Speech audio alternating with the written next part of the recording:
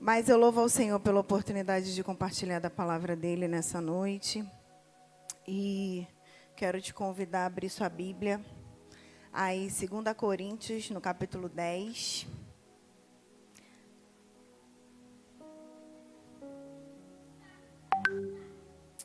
Amém? 2 Coríntios, no capítulo 10, nós vamos ler a partir do versículo 4.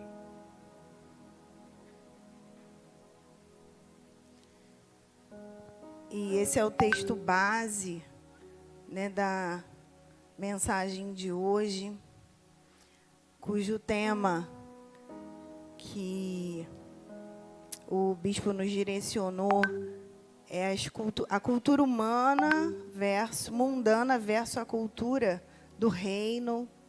Nós vamos estar refletindo um pouquinho através desse texto, né, sobre como nós difundimos, espalhamos a cultura do reino, em contraponto à cultura mundana. E o versículo 4 fala assim: porque as armas da nossa milícia não são carnais, mas sim poderosas em Deus para a destruição das fortalezas, destruindo os conselhos e toda altivez que se levanta contra o conhecimento de Deus, e levando cativo todo entendimento à obediência de Cristo. Até aqui por enquanto. Esse texto, né, quando Paulo escreve a essa igreja, novamente, eles estavam passando por um momento onde se levantavam muitos falsos apóstolos, muitos falsos mestres. E o primeiro ponto que me chama a atenção, que me salta aos olhos nesse texto que nós lemos, é quando ele diz, eu vou ler na versão transformadora, fala assim: embora sejamos humanos, não lutamos conforme os padrões humanos. E como a gente está falando de uma cultura, todos nós estamos inseridos em uma cultura, amém?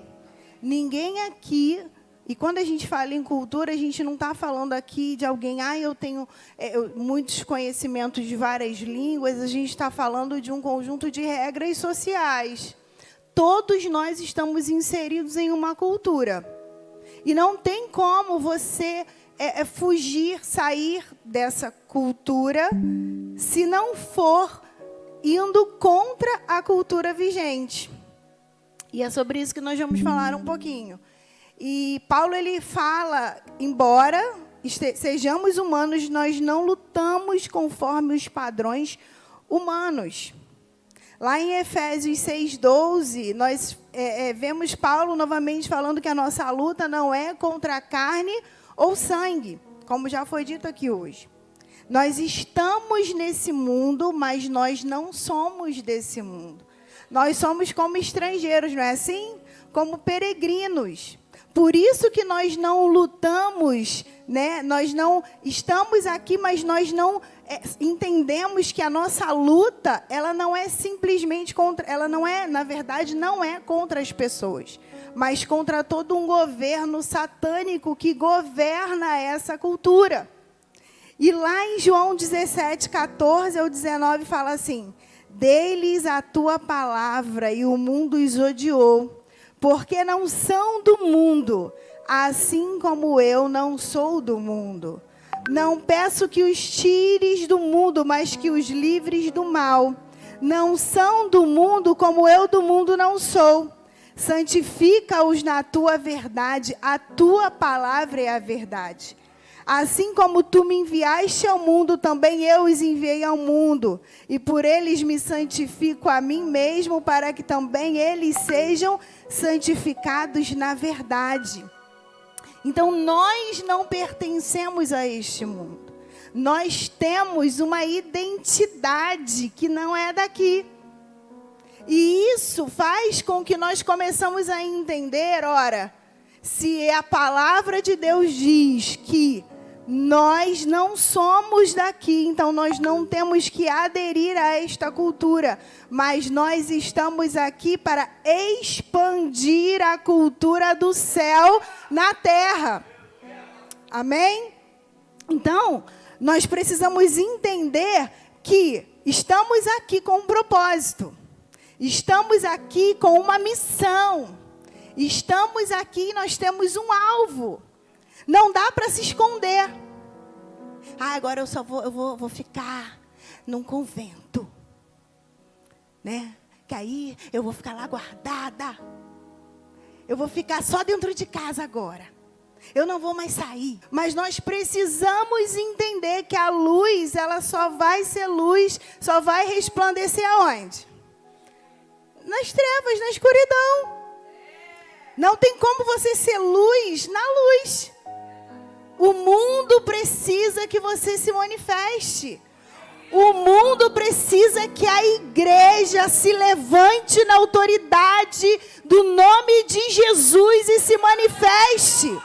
Quando nós vemos lá, a palavra de Deus nos diz, lá em Mateus 5, 13 ao 16, fala assim: vós sois o sal da terra. O sal, quando você coloca sal numa comida, todos os espaços daquela panela, toda aquela comida vai ficar salgada. E nós também, como sal da terra, precisamos nos espalhar em todas as esferas sociais. Nós, como sal, precisamos nos adentrar todas as esferas. Por isso que nós temos mesmo que incentivar os nossos jovens. Sejam médicos, biólogos, veterinários. Sejam sim, para quê? Para que vocês adentrem todas as áreas. Para contagiar com a verdade que há em vocês. Nós não precisamos nos esconder. Não, eu vou ficar aqui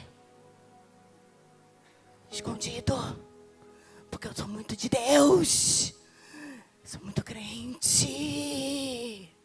Não, você precisa manifestar aquilo que há em você, aonde você está. Aonde Deus tem te colocado hoje, você precisa ser sal, você precisa ser luz, você precisa contagiar.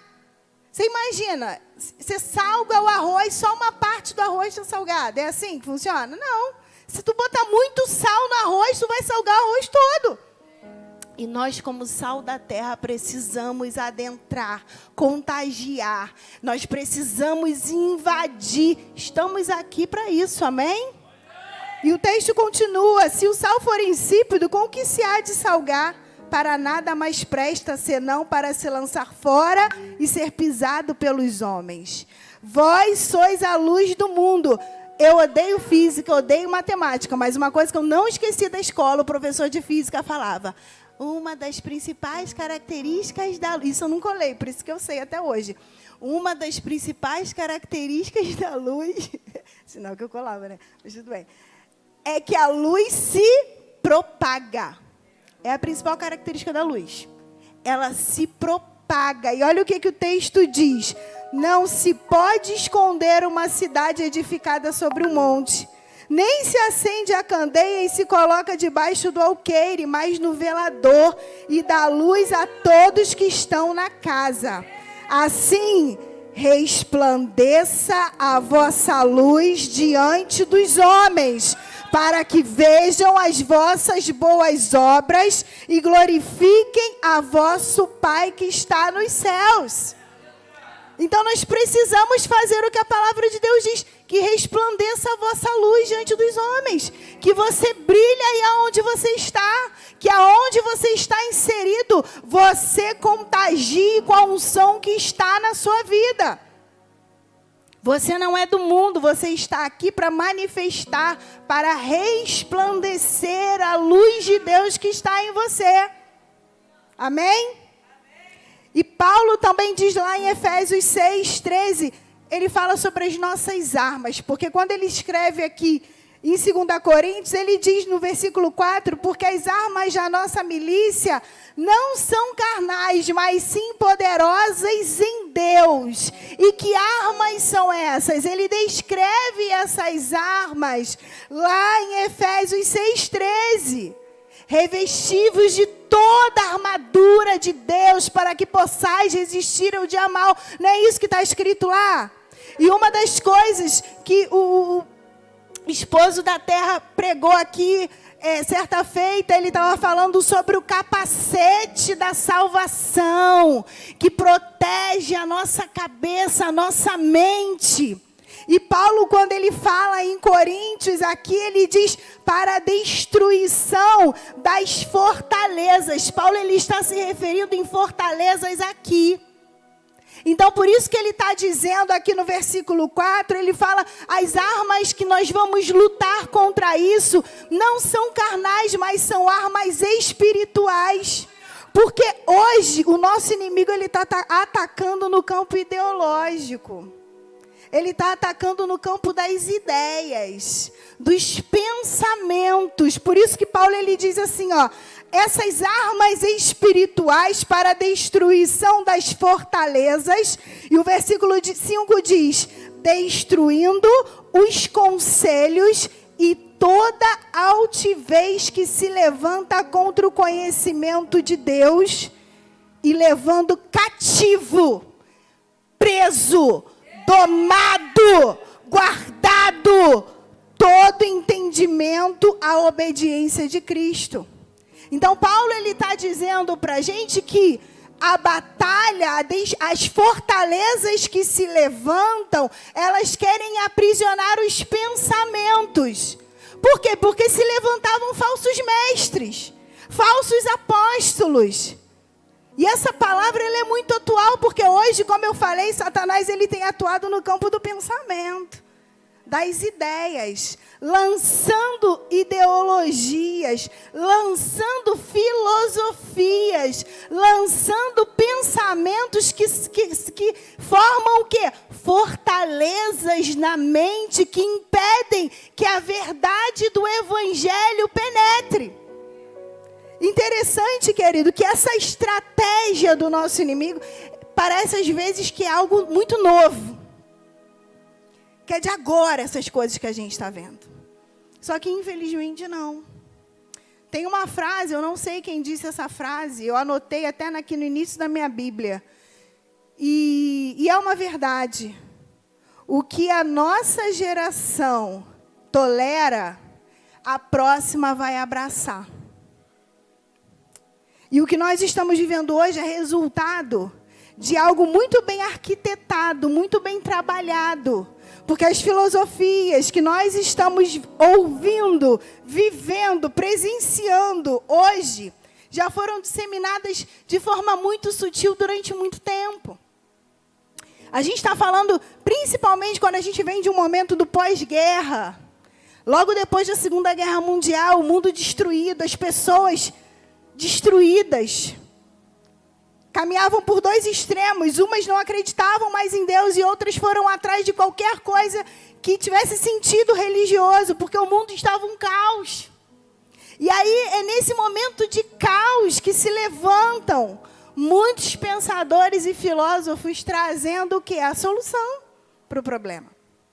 E aí o que nós estamos, se você parar para pensar, quem aqui tem um pouco mais de 40 anos, como eu, jovem como eu, você vai se lembrar que antigamente, quando a gente começava, o que a gente vê hoje na televisão não começou assim.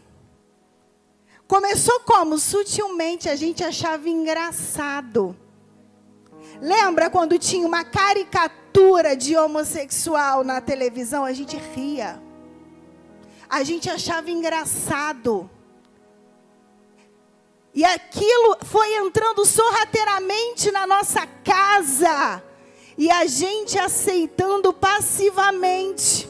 O mundo não mudou da noite para o dia, gente. Porque nada muda da noite para o dia. Já dizia minha avó, ela falava assim, Liliane, o diabo vê a gente como um prato de mingau quente. Como é que você come um prato de mingau quente? Pelas beiradas. E da mesma forma acontece conosco. E acontece na nossa sociedade. O mundo não mudou da noite, o padrão não mudou da noite para o dia. Só que eu tenho uma notícia para te dar. O padrão de Deus, ele não muda.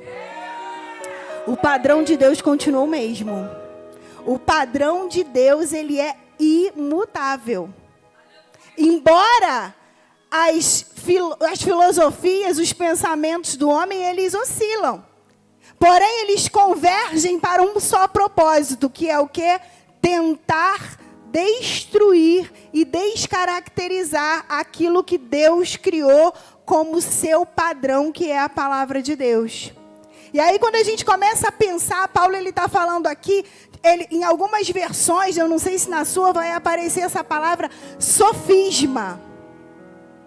Que, na verdade, o que é um sofisma? Eu até peguei aqui uma breve definição de sofisma, que é uma forma de engano e manipulação que vai contra os princípios divinos. É uma prática que busca distorcer a verdade e levar as pessoas ao erro. Só que isso, querido, é de forma gradual. É de forma tão sutil, que você vai aceitando tão passivamente, você vai se abrindo para... Porque é uma coisa boa, é uma filosofia do amor, não é? O amor. Eles não querem simplesmente chegar com o pé na porta e destruir. Eles querem desconstruir, fragmentar. Eles não estão dizendo que a sua família é errada, mas a outra também está certa. Eles são muito sutis em seus pensamentos. E se você parar para pensar, um dos grandes pensadores, filósofos, pensadores, né, gente?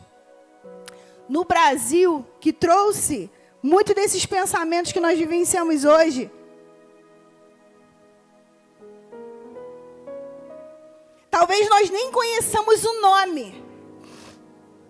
Talvez se eu falar que, olha, tem um pensamento filosófico chamado existencialismo. Não, isso nunca entrou na minha casa. Minha família nunca vivenciou isso. Um pensamento filosófico chamado hedonismo. Nunca será. Relativismo, não. Mas tudo isso são filosofias introduzidas sutilmente na nossa vida. Quem é que nunca falou assim? O importante é ser feliz. O importante é estar feliz. É isso que importa. Não, esse é um pensamento filosófico chamado hedonismo, onde o prazer está sobrepuja a qualquer outra coisa. O importante é você ter prazer. O importante é você ser feliz em detrimento de qualquer outra coisa. Se você tiver que trair o seu amigo, trair a sua amiga, se você tiver que mentir, se você está feliz, é isso que importa. Quem nunca viu isso? A gente assiste novela, televisão, vídeos, filmes. E não é de agora, gente. Durante muito tempo, como é que foram pintadas as amantes? Legais, bonitas, bem tratadas, felizes. E a esposa decadente, arrasada, destruída, com cheiro de cebola e reclamona. E a gente ficava torcendo por quem? Para amante. Só que isso sutilmente, sabe? E isso é tão incrível que a gente às vezes faz sem sentir. Por quê? Porque são pensamentos, são sofismas introduzidos de forma tão sutil que parece que é bom, parece que é certo. Nós estamos vivendo um tempo onde as pessoas não mais acreditam que existe um mundo espiritual. Diabo, não existe diabo, gente. Só se for Lúcifer. Eu amo, olha que diabão. Lúcifer. Sei nem quantas temporadas tem mais. Ah, mas que diabo bom. Aquilo que é diabo. Aquele entra na tua casa e faz o que quiser. Aí agora saiu uma série. Aí, olha como é que são as coisas. Eu li a sinopse da série. E eu falei, vou botar para assistir mais tarde. Aí depois eu fui lá e olhei. Sabe qual é o nome da série? Diácono. Meu demônio favorito. Eu falei, Jesus tem misericórdia, que isso? Mas sabe por quê? Porque nós estamos vivendo um tempo que isso não é de agora, mas isso foi incutido em nós durante anos. A gente foi se banalizando aquilo que é espiritual. Abra sua Bíblia aí em Isaías 5:20, por favor. Isaías 5:20 vai dizer assim: ai dos que ao mal chamam bem, e ao bem mal, que fazem da escuridade luz e da luz escuridade, e fazem do amargo doce e do doce amargo. Mas não é isso que a nossa geração tem feito? Mas isso foi de forma tão sutil, de forma tão boa, tão legal, que às vezes a gente engole sem sentir. Eu não sei se vocês vão se lembrar, mas do boom que foi Harry Potter. Né? Harry Potter veio, né? Todo mundo querendo ser, eu sou Sonserina. Eu sou não sei o quê. Você sabe qual escola que você é? Olha como a magia dominou o mundo. Entrou na nossa casa de forma encontrou as portas abertas porque era legal. Um bruxo, que legal aquele bruxo.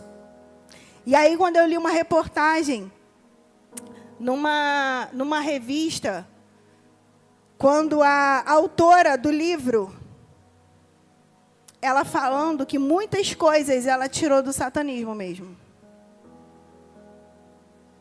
Outras ela tirou da cabeça dela.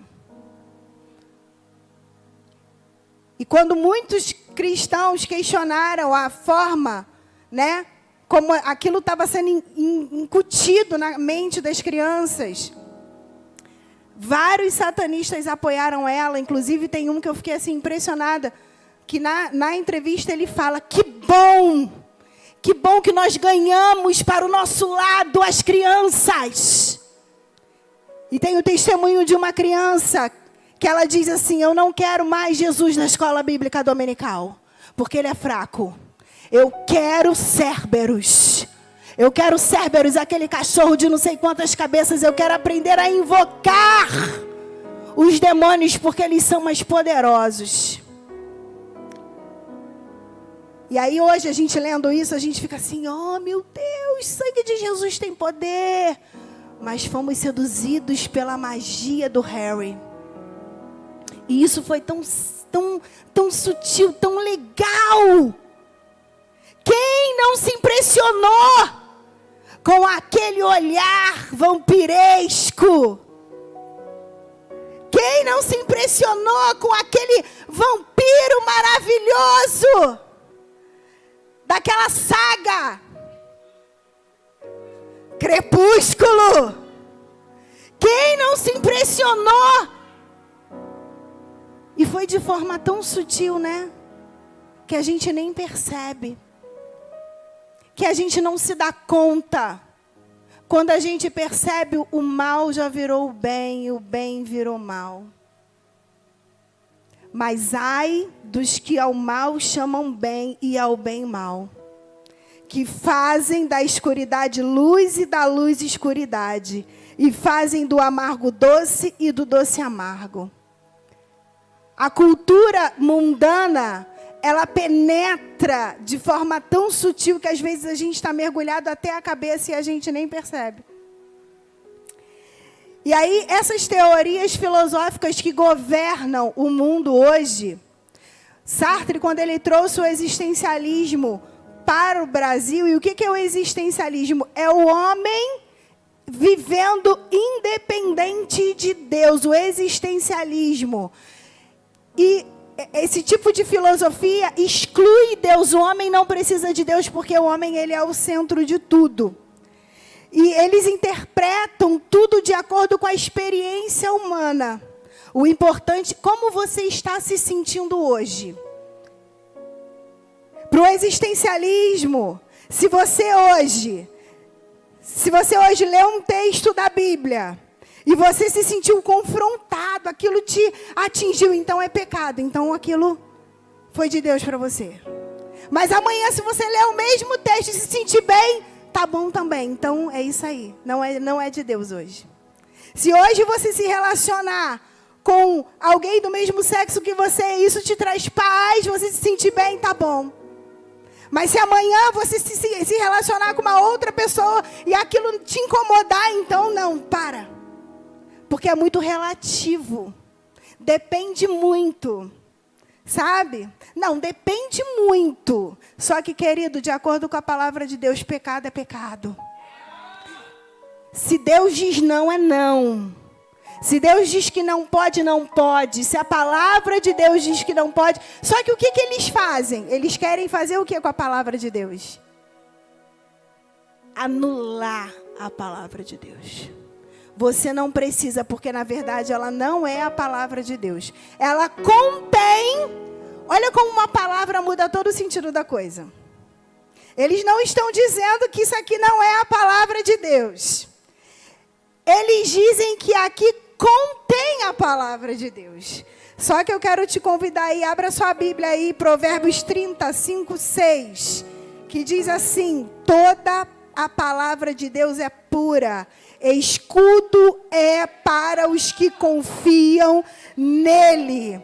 2 Timóteo 3,16 diz assim: toda a escritura é inspirada por Deus e útil para o ensino, para a repreensão, para a correção, para a educação na justiça, a fim de que o homem de Deus seja perfeito e perfeitamente habilitado para toda boa obra.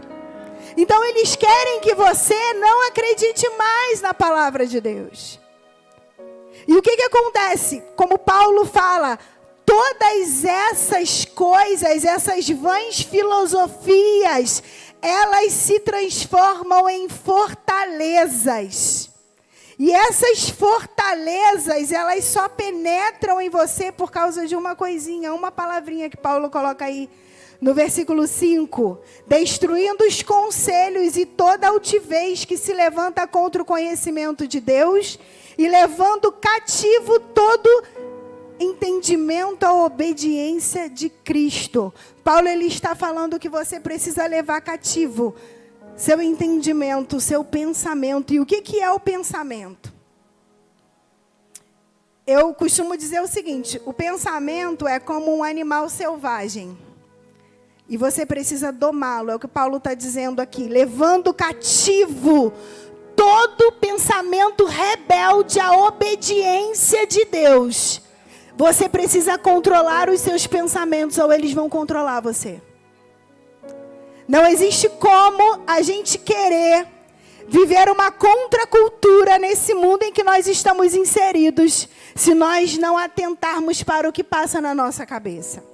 O pensamento é a semente da ação. Tudo começa no pensamento. Tiago 1:14-15 diz assim: mas a tentação vem da fascinação dos próprios pensamentos e desejos maus do homem. Estes maus pensamentos levam ao pecado. E quando o pecado é consumado, leva à morte.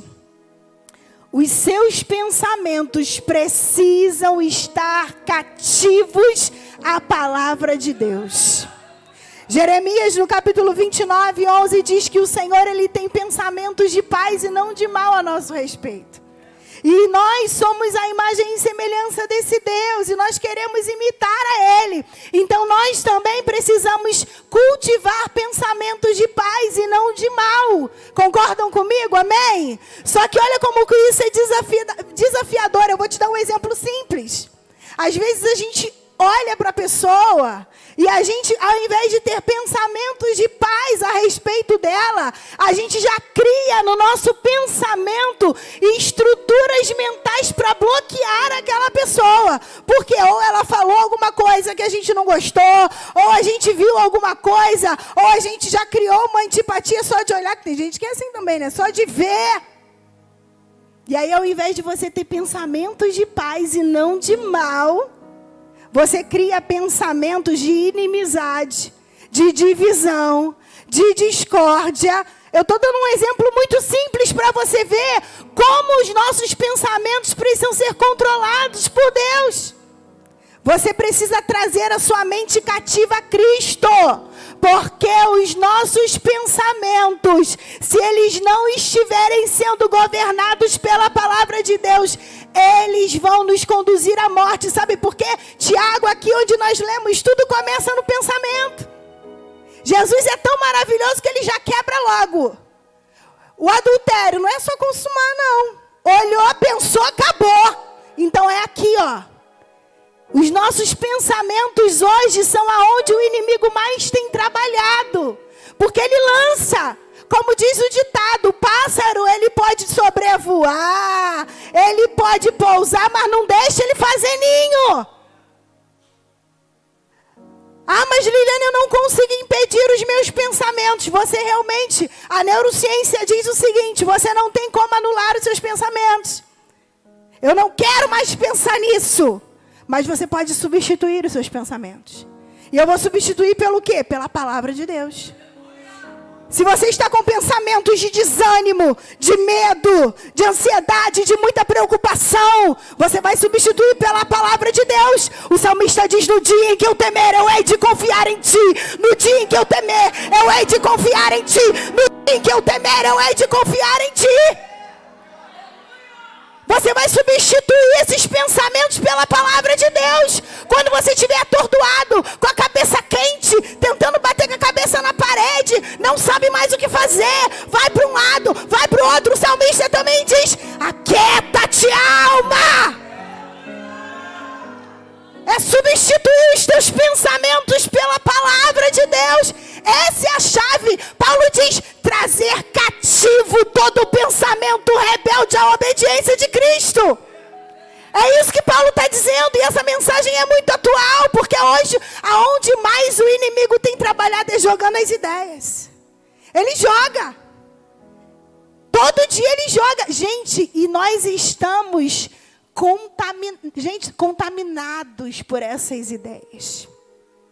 Quando o bispo ele fala que seja intencional naquilo que você faz, não é só você que é intencional, não, o diabo também.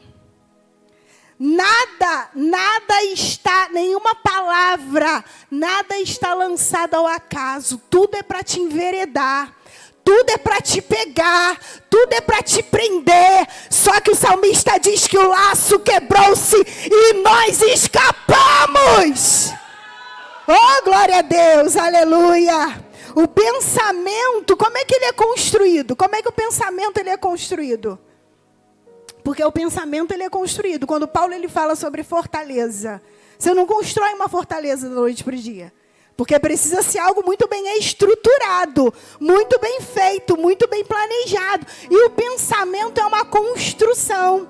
E é um conjunto das nossas vivências. É um conjunto das nossas experiências. E eu quero pontuar aqui somente um tópico da formação do pensamento. Porque não dá para a gente trabalhar, porque o pensamento ele é formado por todos os nossos sentidos. Olfato, audição, visão. Mas eu quero dizer para você hoje, aqui, nesse pouco tempo que me resta, porque, meu Deus, a hora foi embora, 8h49. Nesse pouco tempo eu quero focar no que é mais próximo do teu cérebro. Visão. Por onde entra. Muitos dos seus pensamentos são fruto daquilo que você vê. Muitos dos seus pensamentos são fruto daquilo que entra através dos seus olhos. Por isso nós devemos tomar muito cuidado com aquilo que nós estamos colocando diante dos nossos olhos.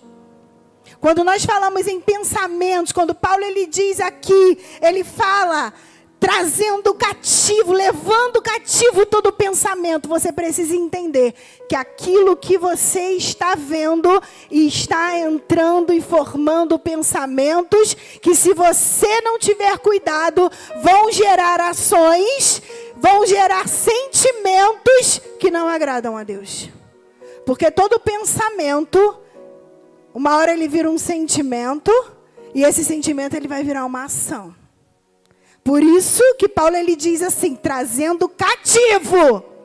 Se não vai agradar ao Senhor, se não vai bendizer ao Senhor, se não vai edificar, prende, traz cativo esse pensamento rebelde à obediência da palavra de Deus. Porque senão vai dar ruim. E o que você tem colocado diante dos seus olhos? Porque aquilo que nós vemos vai construir o nosso pensamento. E a nossa visão, quando eu falo de visão, eu olho para você, mas eu estou vendo, a nossa visão ela é periférica, ela não é focada aqui.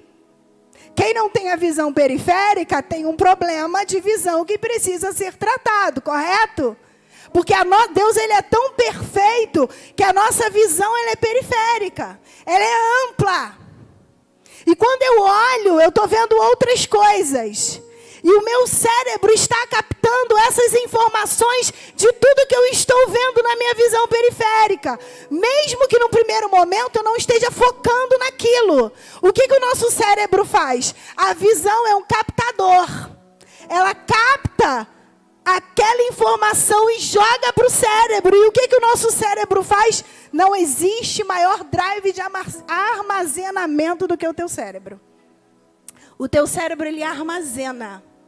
E em algum momento, ele vai abrir aquela gaveta e você vai usar aquela informação. Déjà vu. Ai, tem sensação de déjà vu. É o teu cérebro, meu filho. Não é a tua vida passada. Ai, acho que eu fui um cachorro no passado. Não. É simplesmente o teu cérebro fazendo a função dele. Ele guardou aquilo dali, abriu a gaveta e você está revendo aquilo. Porque, na verdade, você já viu em algum momento, não pela sua visão focal, mas pela tua visão periférica. E o nosso cérebro, ele tem essa capacidade. Então, aquilo que você vê vai formar os teus pensamentos. Queridos, cuidado com aquilo que a gente tem colocado diante dos nossos olhos. Em um mundo onde a gente tem o mundo na palma da nossa mão. Eu sou de uma geração, eu fui ter televisão muito tempo depois que todo mundo já tinha na minha casa. Mas hoje, a gente achava que o problema era a televisão. Só que o problema hoje está na palma da nossa mão. Eu vi um testemunho essa semana que me impactou muito. Uma mãe, crente, ela estava num programa, o podcast, ela não é evangélica, a entrevistadora, mas a mãe que foi lá para contar a sua história, crente. O filho de 15 anos tentou o suicídio se jogando na frente de um trem. Sobreviveu. Mais de não sei quantas cirurgias, ficou não sei quanto tempo sem andar, sem falar, sem fazer qualquer coisa sozinho. Sobreviveu. E sabe o que me impressionou nessa história? Milagre Deus faz, gente. Isso aí, eu não me impressionei com a fala dela do milagre, porque o milagre Deus faz. Aquilo que a gente não pode fazer, Deus faz. Aquilo que o fisioterapeuta não faz, é milagre, Deus faz. A fono não faz, Deus faz. O médico não entende, Deus intervém. Não há impossível para Deus, amém? Não há impossível para Deus. E milagre não tem explicação. Milagre Deus faz e ponto. Mas aquela mãe, ela disse o seguinte: nós somos uma família cristã, de um lar cristão. Meu filho estava sempre em casa, então eu achava que ele era um menino muito tranquilo, muito pacato. Eu achava que legal, meu filho sempre na dele, dentro de casa, guardadinho no celular. E ela falou que ela só descobriu que o filho dela estava vendo depois, porque ela nem sabia que o filho dela tinha depressão. E ela fala o seguinte, ela fala: pai, mãe, não basta dizer que ama, procura saber o que teu filho está vendo. Porque o que o filho dela assistia era só coisa de morte, incentivando ao suicídio, incentivando as práticas ocultistas, incentivando a invocação de demônios. Detalhe, a família era crente. E isso me chocou muito. Isso me preocupou muito. Porque o salmista, no Salmo 101:3, ele diz assim: não porei coisa má diante dos meus olhos. Queridos, para você trazer o seu pensamento cativo, você precisa estar cheio da palavra de Deus para poder substituir os pensamentos maus pela palavra. Salmo 25:15 diz assim: os meus olhos estão continuamente no Senhor, pois Ele tirará os meus pés da rede. Mateus 6, 22, 23 diz assim: os olhos são a candeia do corpo. Se os seus olhos forem bons, todo o seu corpo será cheio de luz. Mas se os seus olhos forem maus, todo o seu corpo será cheio de trevas. Salmo 119, 37 diz: desvia os meus olhos das coisas inúteis, faz-me viver nos teus caminhos. Quer parar de pensar besteira? Quer parar de pensar o que não deve? Cuidado com aquilo que você tem posto diante dos teus olhos. Trazer cativo os pensamentos à obediência de Cristo. Então eu preciso substituir as coisas ruins pela palavra de Deus. Ela é lâmpada para os nossos pés, ela é luz para os nossos caminhos. E nós precisamos entender que aquilo que eu estou ouvindo, vendo, sentindo, vai influenciar diretamente nos pensamentos que estão povoando a minha mente. O que está aqui, o que você está pensando, as coisas que vêm, mas só vão ficar se você permitir. Só vão ficar se você alimentar. O pombo, o pássaro, ele só vai fazer ninho se você deixar. Pode ser que pouse, mas manda embora, show. Eu gosto muito do Salmo 31, se eu não me engano.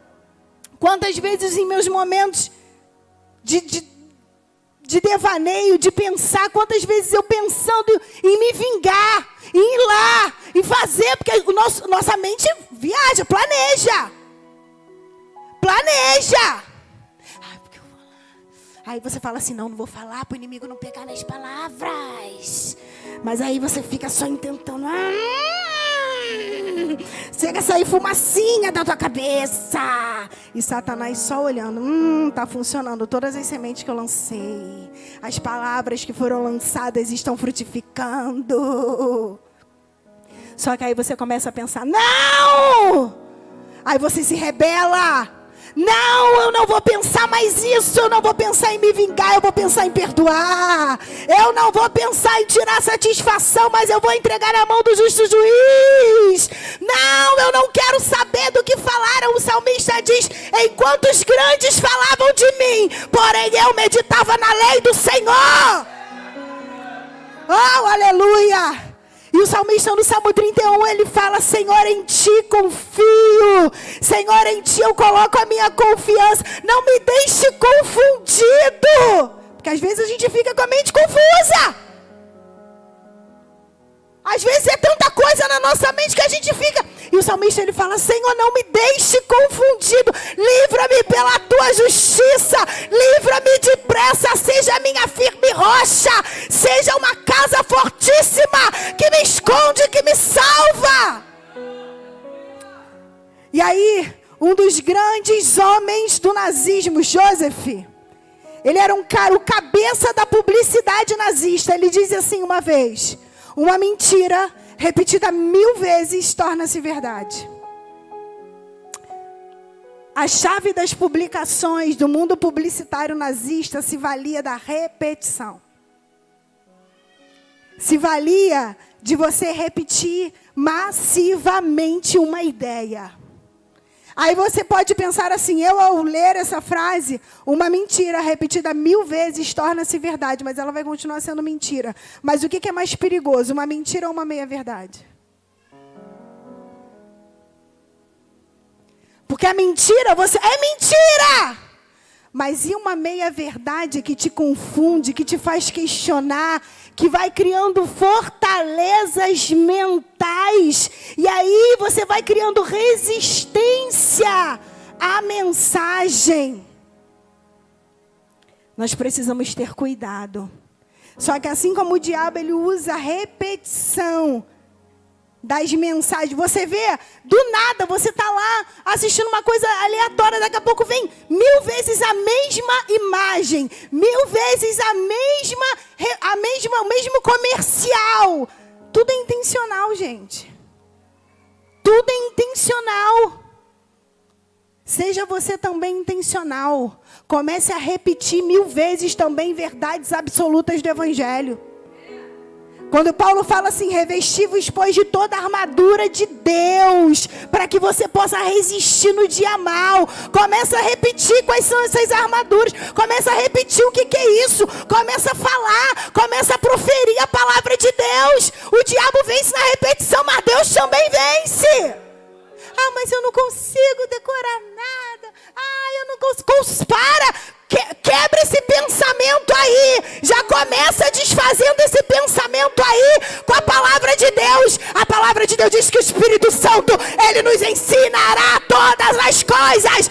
Então, se são todas as coisas, ele vai te ensinar, ele vai te ajudar, ele vai te orientar, ele vai trazer a memória. A palavra de Deus diz, quero trazer à memória aquilo que dá esperança.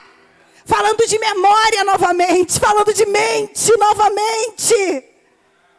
Olha a mente aí, traga a sua mente, a sua memória. A memória é outra capacidade do pensamento. Traga ao teu pensamento aquilo que te dá esperança. Aquilo que pode ser uma saída para você. Aleluia. E aí nós precisamos focar, querido. Focar os nossos pensamentos naquilo que traz vida para nós. Colocar diante dos nossos olhos aquilo que pode projetar coisas de Deus. Estou terminando. Prometo.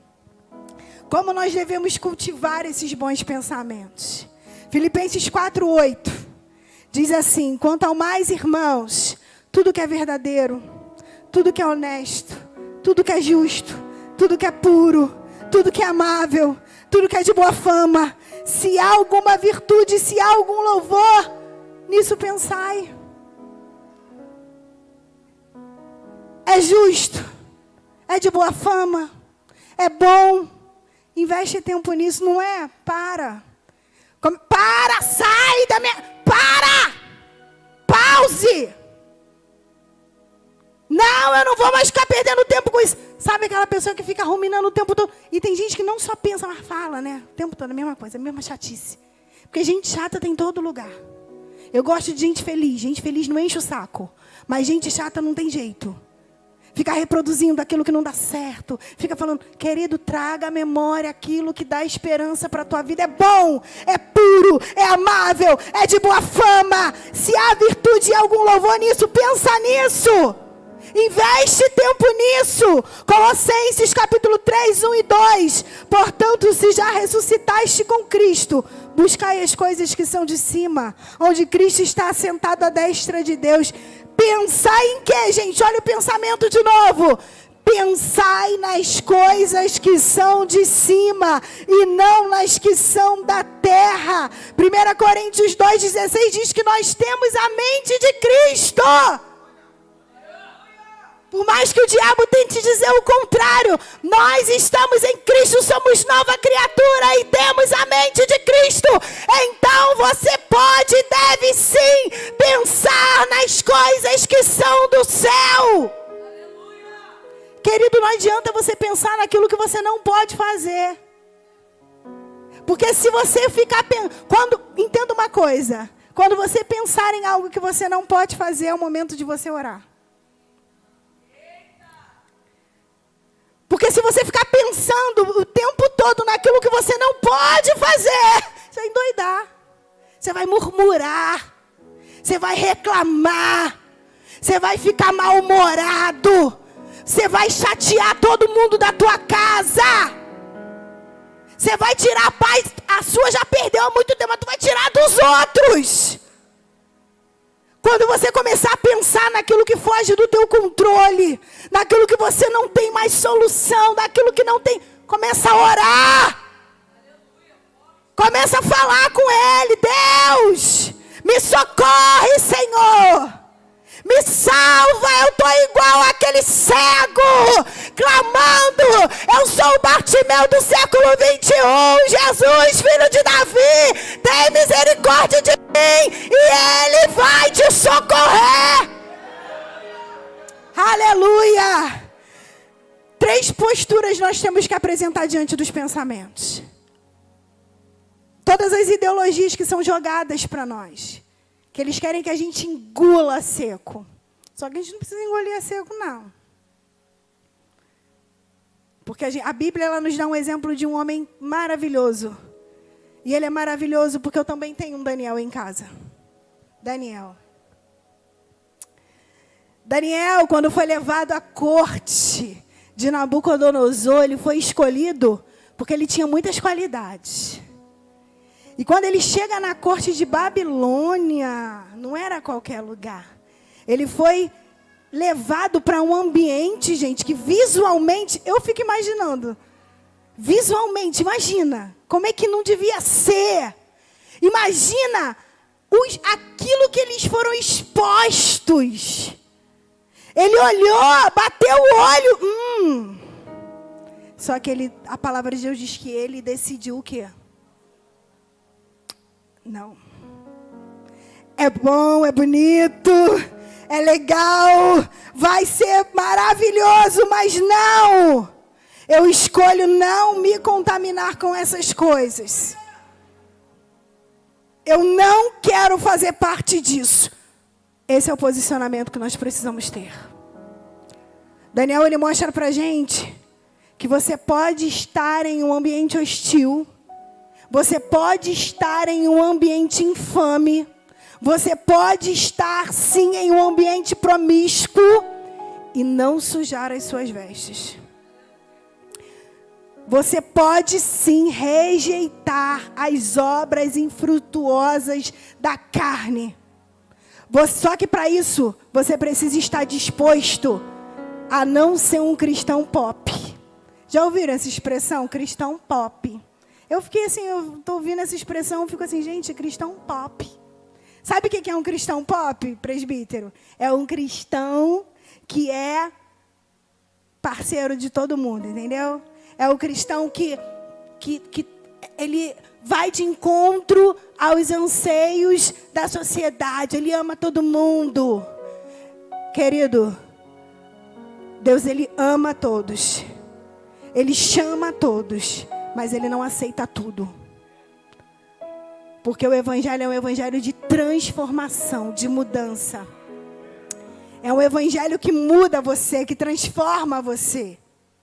Então nós precisamos ser como Daniel, como Sadraque, como Mesaque, Abidnego. Eu acho interessante que os 3, eles falam assim, não precisa, quando o rei fala assim, não, peraí, eu vou dar uma chance para vocês. Eu vou mandar tocar tudo que tem que tocar, para vocês se prostrarem. E os 3 falam assim, não necessitamos disso, a gente já tomou a nossa decisão. Nós não precisamos disso, a gente já sabe o que a gente quer, a gente já sabe, as suas ideologias não nos farão se prostrar a outros deuses, porque nós não somos movidos por uma ideia ou por uma ideologia, nós temos uma Deuslogia, nós cremos em Deus e não nos prostramos a outros deuses. Uma das posturas que nós podemos ter diante dos pensamentos, diante dessas coisas, essas ideias mundanas que vêm, é a passividade, é nos acomodar. É assim mesmo. Não tem gente que fala assim, gente, é o fim dos tempos. É assim mesmo, gente. É assim, é desse jeito mesmo, gente. E daí de mal a pior, gente, é assim mesmo. Não tem muito crente que já está assim? Gente, assim, Jesus está voltando. Queridos, entenda uma coisa. Não existe essa ideia de que Deus vai lutar contra o diabo e vamos ver quem vai vencer. A Bíblia, Apocalipse, o final da história está aqui. A igreja já triunfou, já venceu, a igreja já é vencedora. Cristo já é vencedor. Nós já conhecemos o final da história. Resta saber de que lado você vai estar. Porque quem é o vencedor nessa batalha a gente já sabe. Parece que as pessoas estão numa expectativa. Vamos ver quem vencerá. Não, Cristo, a igreja do Senhor é vencedora. O fim da história já está escrito em Satanás. Ele já está derrotado. Agora resta saber de que lado você vai estar. É isso que você precisa se comprometer. É isso que você precisa garantir. De que lado você vai estar. Então você não pode simplesmente achar assim mesmo. Não! Outra forma de se posicionar diante desses pensamentos e ideais mundanos é o quê? A assimilação. Não pode com eles, junte-se a eles. Quantas pessoas já assimilaram essa cultura mundana? Gente, é muito... Olha, evangelho é de paz, de amor. Ai, Deus é amor. Entendeu? Não adianta, gente. Vamos abraçar as coisas erradas, abraçar o pecado. Vamos abraçar porque o pecado não dói e é bom pra caramba. Assimilando a cultura do mundo, assimilando os ideais, as ideias, os pensamentos. Isso se chama secularização da igreja. Isso se chama secularização dos padrões morais e éticos.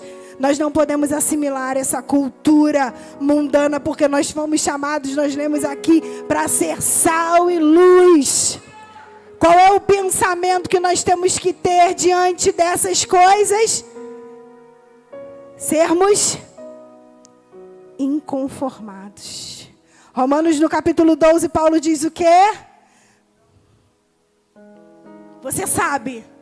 Não vos conformeis com este mundo, mas transformai-vos pela renovação de quê? De novo, voltamos para onde? Para o pensamento.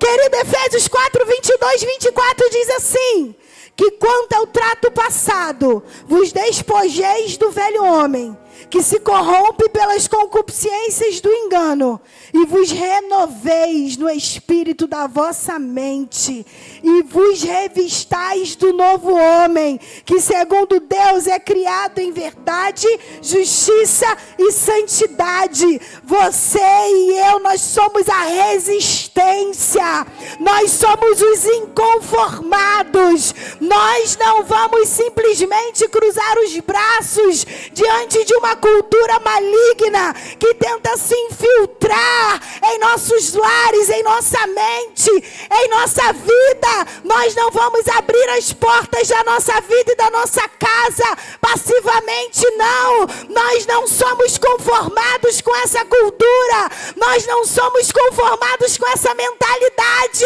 Nós trazemos cativo os nossos pensamentos rebeldes à autoridade da palavra de Deus.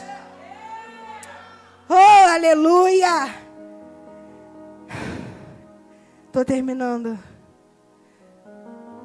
Colossenses, no capítulo 1. Eu quero terminar deixando essa palavra para você. Colossenses, no capítulo 1.